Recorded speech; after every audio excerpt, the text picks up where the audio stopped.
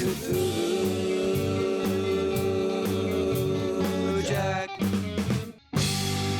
I'm keeping the lower lights burning tonight in the lab as I ticky-tack away here while thoughts of Maxxxine minks prance around in my head with the sound of those clippity-clap souls that echo through the dank alleyways of Hollywood, 1985. I'm talking about Maxxxine opening this weekend. This will be a spoiler-free review. Though I will be touching upon an item that may reveal a light spoiler, I'll give you a heads up. In my previous reviews of Pearl and X I recently did, this follows director Ty West and lead actress Mia Goth's character Maxxxine to wrap up what had started for her in X. Picking up 6 years later from those events, we find Maxxxine auditioning for a role in a sequel to The Puritan, a satanic-based horror film that's an above-average B-movie shooting on the backlot of Universal Pictures. For myself personally, working in the City of Angels shortly after this time period, West did a magical job transporting us to the era of smut, nose candy, and the seediness of what the 80s felt like in cinema back then. They supposedly use vintage gear and cameras to simulate that vibe, and it pays off. It never feels fake.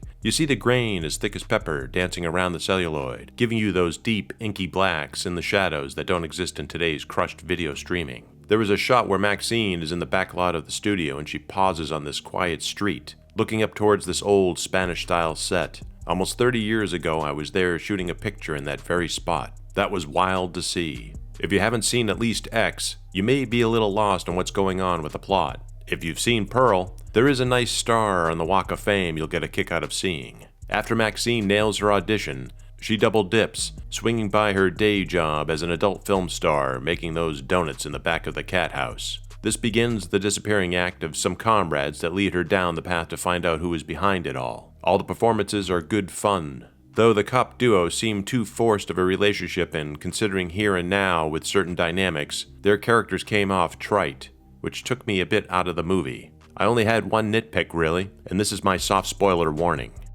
There's a scene where a headcast is being done of an actress with a fast-drying dental agent. For some context, I went to school for makeup effects and also worked in the industry. Was taught by a few legendary folks, including this guy, Tom Savini. The female tech applies said goop, leaving the room because she needed to get the plaster bandages that you use to wrap around someone's head to stabilize the process. I'm sorry, you never leave the person who is under the headcast for 1 second. That's not what is taught to you when you're an apprentice. You're always supposed to be prepared prior. I get this was done for dramatic effect, but it is highly dangerous to do, because the person's entire head, mouth, eyes is covered and they can only breathe from their nostrils. In my experience, as well as other makeup effects cats I've worked with, that some folks will just freak out under the process and rip it all off before it's cured, so you have to stay there for their own safety. For some reason, that really irked me, especially on a studio lot. Otherwise, the film I thought nailed every aspect of what West and Goth set out to achieve. My apologies for being vague, there is a lot to dance around. There is some serious violence and gore effects that were well planned, with a bonus cameo for anyone who is a fan of actor-director, to name a few of his titles, and owner of Glass Eye Pix, Larry Fessenden,